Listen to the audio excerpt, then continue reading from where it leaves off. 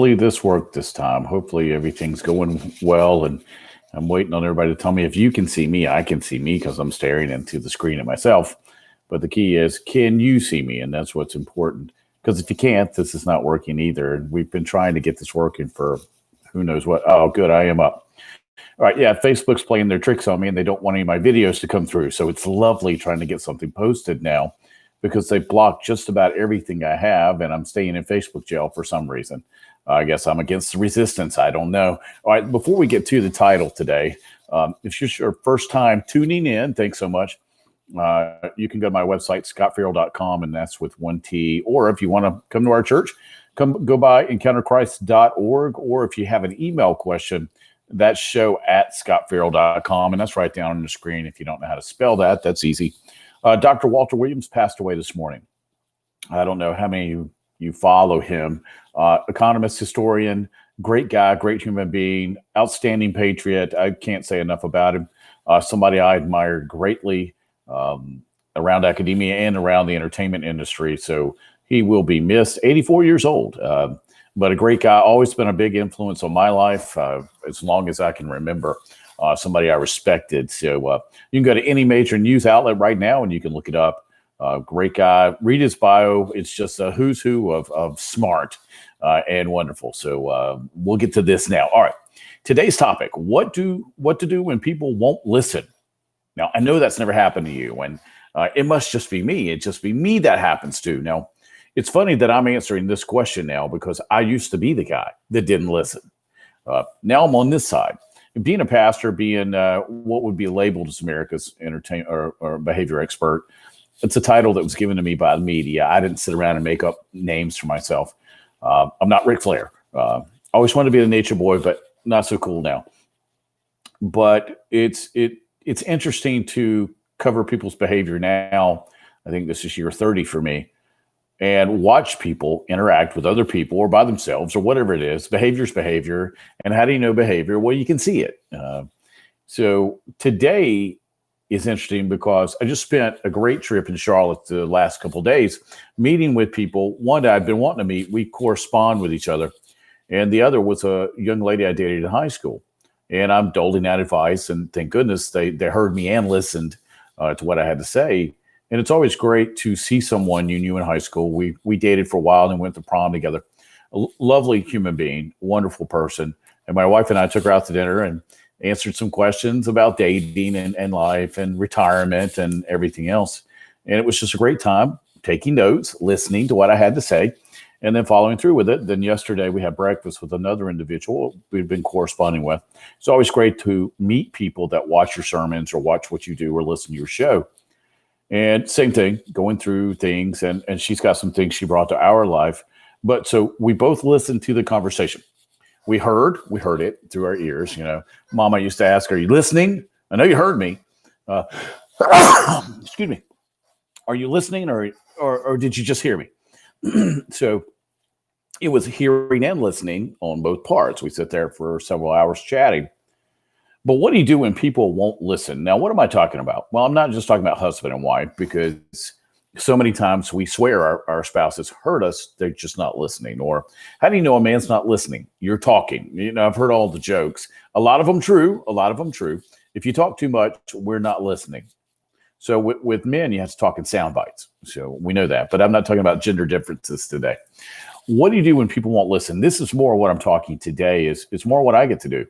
I listen to people's problems all the time. That's what I do. I coach businesses and individuals in their lives and businesses. And then as a pastor, of course, I teach the gospel and I preach.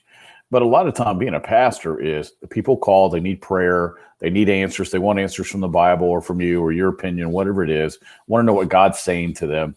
And you can give them all of that. And they still don't listen. Okay, so that's what we're covering today. Because so many times throughout the week, people will email me, call me, text me, run into me at a store. I can be at a store and people go, "Hey, man, you're that dude with the hair. Can I ask you a question?" Sure. I said, "You can ask, but are you going to listen to the answer?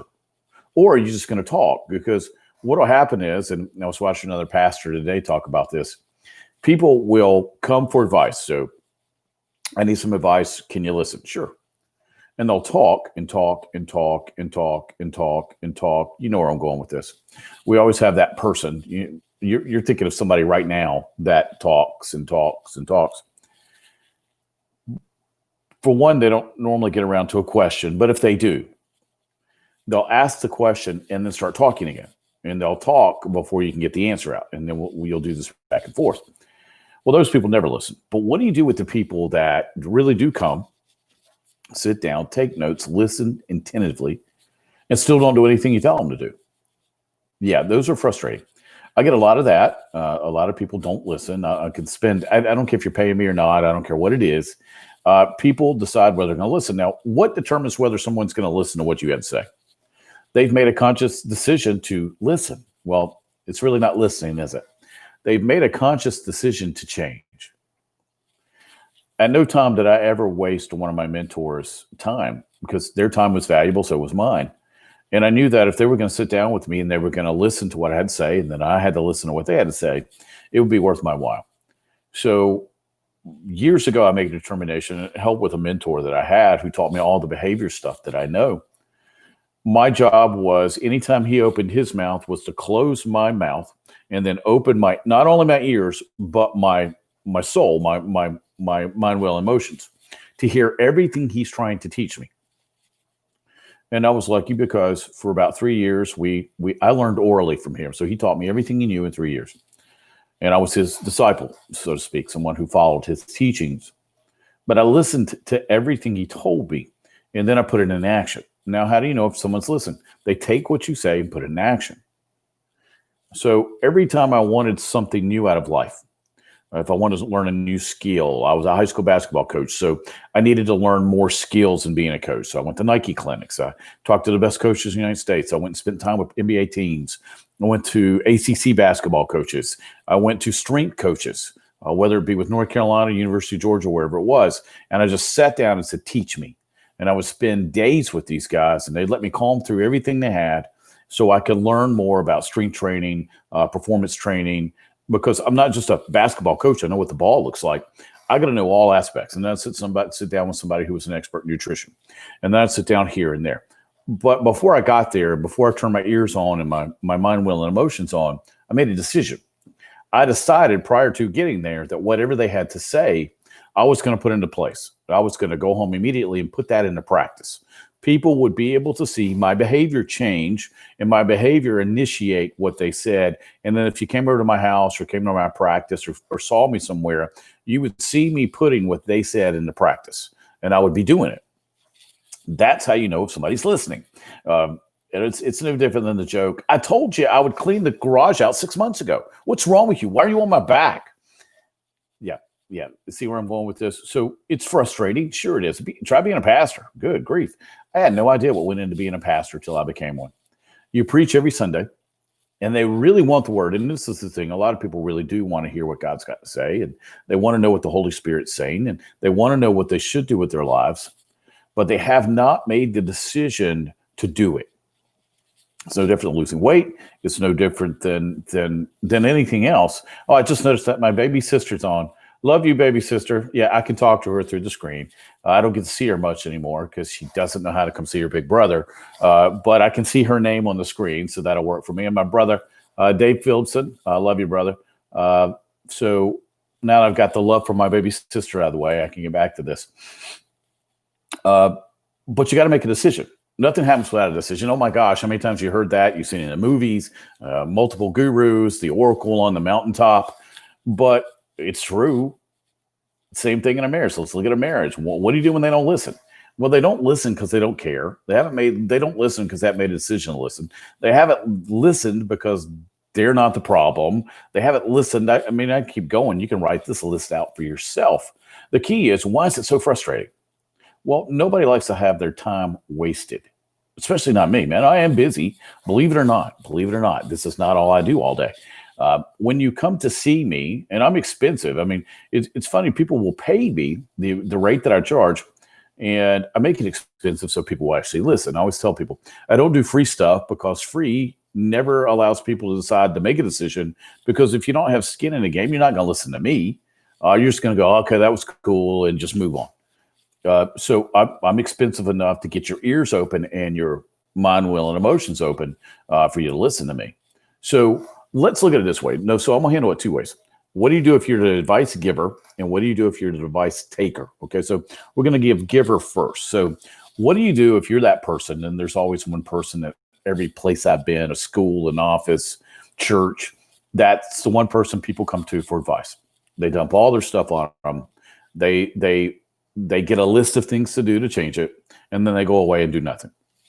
So what if you're that person? Don't take everybody that wants advice. Make sure they're ready to go. Give them some questions. Are you ready to change? Are you 100% ready to receive what I have to say and then act on it immediately? If you're not, don't waste my time and yours.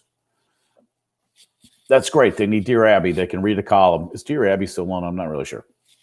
Ann Landers, Dear Abby. You can tell how old I am by just that sentence.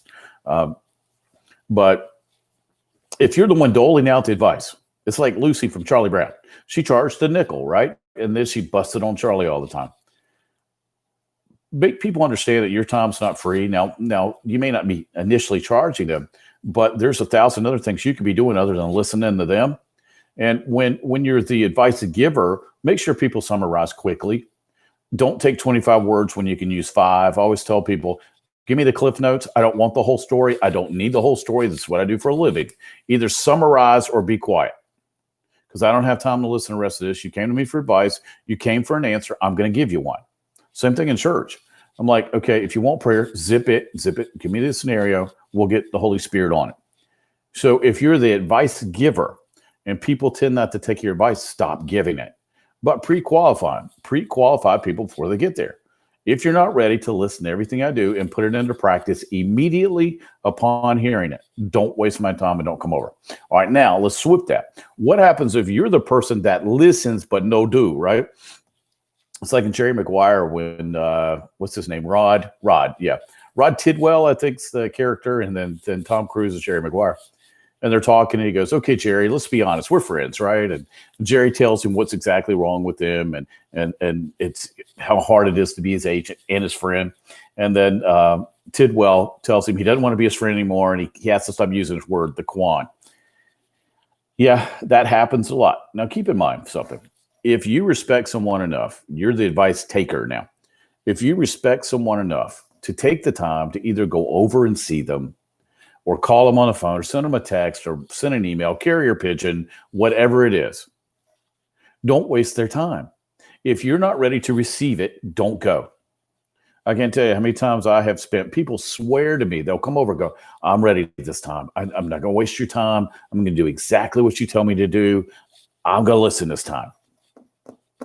I have one person I helped. It's kind of amusement now because I use these things for data taking. So if I keep repeatedly helping you, even though you don't do anything, I'm keeping data on you so I can write a book about it. So you're actually helping me in some respects. I have this one young lady. She listens to nothing that I have to say, nothing. But she'll come back and swear she's listening this time. And I laugh now because it gives me data. I can, okay, this showed up this amount of time. Well, let me write this down, ask this question, didn't listen. This is going on in the life, still going on in life. Okay, check. All right, now I have some data to go on when I talk to other people and write books. But when do you say, okay, craziness has to stop? And then you have to look and say, okay, what if you're taking the advice, why am I not listening? Why am I on this self-destructive path that keeps making me make stupid decisions, whether it's with people, with men, with women, with work, with money, whatever it is? Why am I still doing this? And then we have to back up some more. So now, is it a ear problem? Is it a hearing problem? It's probably a programming problem. So let's look back to 0 to 7. If you cannot take advice from people, and you keep doing repetitively stupid things that sabotage your life and destroy it, that goes back to programming. Okay, so I've done countless videos on this, and me, Bob Proctor, Jack Canfield, I could throw out a bazillion people to talk about this, Bruce Lipton, but maybe you'll listen to one of us because we're all saying the same thing, just in a different shell. Okay, they look different than I do. 0 to 7, we're locked in, we're programmed. We are the sum total of every single person that touched our life from 0 to 7. And normally that's mom and dad. And for me, it was grandma, grandpa. I had great grandparents I had. Anna and Jackie, they took care of me and they shaped me. That's why I love black women now. Um, just on and on and on. How many people poured in my life from 0 to 7? So I got a lot of good programming in addition to the bad. But we are the sum total of our parents most of the time. And I tell people all the time, did your parents listen to advice? And I ask them, I said, all right, do me a favor. Tonight, when you go home, I want you to get you a beverage, tea, Coke, coffee, mine's coffee, and write out all the characteristics that are negative about your parents and all the positive ones. The great thing is, if you'll write them all down, that's you. Again, I'm not the only guy on the internet or anywhere in the world saying this. So what do you think I did? I had a listening problem. Man, I knew everything. When I was younger, I was a know-it-all. I could shut up. I mean, I could keep going about how annoying I was. Uh, then something switched and I became a complete listener and a doer. And I was in my mid-20s when that changed. So I had to write out the list. Okay, anything I tell you to do, I've done previously. I wrote out the list. And I was like, wow, all these characteristics. And then on top of that, throw in the fact that I was an alcoholic and a drug addict, kind of like my folks. And then I had them all. I had every characteristic both mom and dad had. And then as for fun, though, I went out and wrote out the characteristics of my grandmothers and my grandpas. And a lot of my grandmother's stuff I had, which was good. My grandmothers were lovely people. Hopefully I'll get to see them in heaven again one day and spend eternity with them because I love them. I'm my favorite folks. So grandma can make everything better, right? So I did that. All right. So I said, all the negative, I got to change. And all the negative led to my first marriage, ended up in a divorce. I married a lovely lady. I was the problem. Okay, that's easy because now I've identified the problem. It was me. Just look in the mirror. It was me. Why do people not listen? Because it's you. So I said, me, not listening, not paying attention, not taking advice. Okay, so now I can fix and control me. I got this. So I just went home and said, all right, here's the problems. What's the solution? And the thing is, if you're the problem, chances are you're not going to be able to figure out the solution. So I said, okay, I need to go find someone who can teach me how to beat this. So I did. All right? And my mentor was one of the people that showed me how to do this. So I went and found people that could help me correct all the deficits I had. Okay. Know it all, not listening, always this, always that. People hated me, you name it.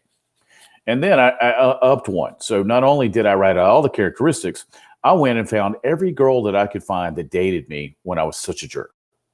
And they were more than happy to tell me all the problems I had with me. All right, check. I wrote them all down, went and fixed them. So I figured out, for one, I was a poor listener. And if I wanted my life to change, I figured out my programming was the issue. And then I made a decision to change. And then I made a decision to do whatever they told me to do, regardless of what it was or how painful it was. Okay. Because my mentor was not going to pour into me and me not listen to him. So I did it all. Guess what I got out of this? A Wonderful Life. Yeah. It's just like the movie, A Wonderful Life. So after I decided to change, I got everything that I wanted, because once you change, once you decide to listen, once you can take advice, once you can change your programming, once you decide that whatever is out there is worth whatever the change is going to be, now you can have anything you want. Okay. Same thing with being a pastor. How can God use me if I won't listen to him? Okay, that's part of being a pastor, right? You have to listen to Holy Spirit, and the Holy Spirit downloads information to me, and I go preach it and tell my congregation and the world, because we broadcast to the world. He's telling me what to do. Now, I can choose not to listen, and if I choose not to listen, I can stop being a pastor. Or I can choose to listen, and that whatever he's downloading to me has to go out to the world, because that's what they need to hear. He's just not giving me, trivial things to broadcast to the world. So easy enough. So let's look back at you now. We've gone over how I did it. Let's look at you.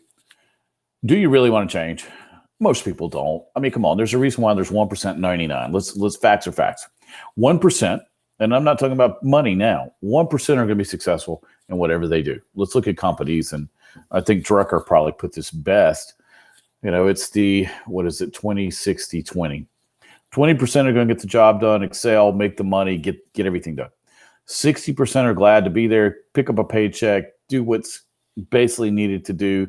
They'll do enough to stay employed, and they'll do enough so you don't fire them. And then 20% every single year should just be fired. Okay. Got that out of the way. Any business course you've ever taken, you've probably heard this. So if that's true, and then if you look at the 1% and 99, not financial, but who are the top people are, whatever the fields are, what are 1% doing that you're not doing? Well, here's an idea. If there's somebody in your field, I don't know what your field is. Mine was behavior, so I went and found the best guys. It's funny. I see Dave on here. One of our buddies is Dr. David Gruder. Dr. David Gruder, in my field of behavior and psychology, it's a rock star. I mean, he's before I got to meet David, he was one of my heroes. It's funny that I go out to a conference in Las Vegas, not realizing I'm going to meet one of my heroes. And now, golly, how many years later, we're buddies. I got to meet not only my hero, but then I got to be friends with him and buddies and colleagues. And he's in my last book, actually. And so I'm like, I'm going to listen to what this guy's got to say because I've been following his career for how long? And so now I made the decision to listen. I want to learn this. He's got the answer. I'm going to shut up and listen, turn my hearing on and my listening device, and then do exactly what he tells me to do as soon as he tells me. So now, do yourself a favor. What is it you want to learn? What is it you got to change? Are you a good person, bad person? What do people say about you? Ask your spouse, ask your boyfriend or girlfriend, ask your immediate friends. They'll be glad to tell you what's not right about you. That's the great thing about having real friends. They'll tell you exactly what's wrong. A lot of times unsolicited. But are you ready to make the decision? Remember, stop wasting my time and other people's time till you're ready to do this. Yeah, I'm pretty blunt about that. My wife always tells me I'd be house if I was a doctor. It's true. I can be ultimately rude, but I can be really sweet and cuddly. Ask my grandkids. I'm a teddy bear when it comes to them. But stop wasting people's time. Stop wasting your own time and make a decision. Make a decision. When you can't make a decision and you waffle back and forth, it costs money, it costs time, it costs heartache, it costs love, it costs a lot. People that go back and forth about not being able to handle this or take this job or make this money or make a decision over here. People that can't make decisions irritate me. I don't like to hang around with them. I don't like to be around them, and I will not give them advice. So, as we close, I'm going to keep this one short today because I don't want to beat this dead horse and kick it and then drag it down the road. Make a decision. So what do you do when people won't listen? Well, a lot of times it's you that's not listening. So let me wrap this up in a bow here. If you're the one who's doling out the advice and people aren't listening, stop giving them advice. But always pre-qualify. This is a job interview. We interview people when we date them, before we marry them. Why don't we interview people before we dole out advice to them? Are you going to listen? And are you going to do what I tell you to do immediately upon listening? If you can't answer yes to both those questions, this little Lucy drawer here for Charlie Brown is closed. You can keep your nickel. I'm not helping you. Now, in my profession, I charge them enough to where it's painful if they don't. But why do I do that? Well, my advice is worth it. I am America's behavior expert. But it's to make sure that I've got their ears open, their heart open, and they're listening and willing to do it, because if you spend enough money, you're going to do what people tell you to do. Now, if you're the listener, listen. Don't wait people's time. Make a pre-check qualification list. Decide that whatever this person tells me to do, I'm going to listen. Like with me, y'all know my health problems. I'm having to I've got a great guy. He trains a lot of the major league pitchers. He's going to help me with my balance. Major league pitchers have to have balance. And my hands and my walking, I still look like I have CP sometimes because of my stepping and my gait. And so I'm enlisting my buddy Brett. He's on Facebook to help me. Brett's the best. So since Brett's the best, I'm putting my physical being into his hands. And whatever Brett tells me to do, I'll do without question. He's the expert in the field. He's going to be the reason I can walk again normally. Okay, so I've made a decision to listen to everything Brett has to say physically so I can do that. So now you just have to decide, am I going to listen to what that person has to say? See how easy this is? Isn't it wonderful when all the heavens open and you go, wow, what great advice. Oh, thank you, Sensei and Guru. Thank you for coming down from the mountain and showering me with this. Yes, I'm being funny. That's how easy it is, though. That's how you turn on your listening cap, think on our thinking caps. Can you tell I used to teach the little ones? So I'd say turn on our thinking caps. We're going to learn today. And then we do whatever we do. We dance around, but the kids got it. So why is it that 4 and 5-year-olds can listen to me when we're in kindergarten and I've got 50-year-olds who can't? Well, the 4 and 5-year-olds knew that they needed to listen to me because that's how they got successful. And the 50-year-olds haven't decided that anybody can be listened to. So as we wrap this up, hey, man, if you got any questions for me, you got a topic you want me to cover, be glad to. show@scottfarrell.com if you want to check me out professionally. If you go, maybe I need this dude. Maybe he's got something I can listen to. Go to scottfarrell.com. It's how you reach me for that. If you want to be part of our church, man, I got a few hats I wear here, Donna. EncounterChrist.org. We meet every Sunday at the Gainesville Civic Center. That is Georgia, not Florida. We had somebody show up at the Gainesville Civic Center in Florida one time looking for us. We were not there. So Georgia is where we meet, 11 a.m. That's Eastern Standard Time. And you can pick us up via video, YouTube, Facebook, our website, EncounterChrist.org. All right. Thanks so much for being with me today. I hope this helped. I get this question quite often. So I figured I'd answered it today. And a lot of times my wife whispers in my ear what she wants me to do too. But thanks so much for being part of my day. Glad I got to actually see my baby sister's name on the screen. I love you, baby sister, and talk to you later. Bye.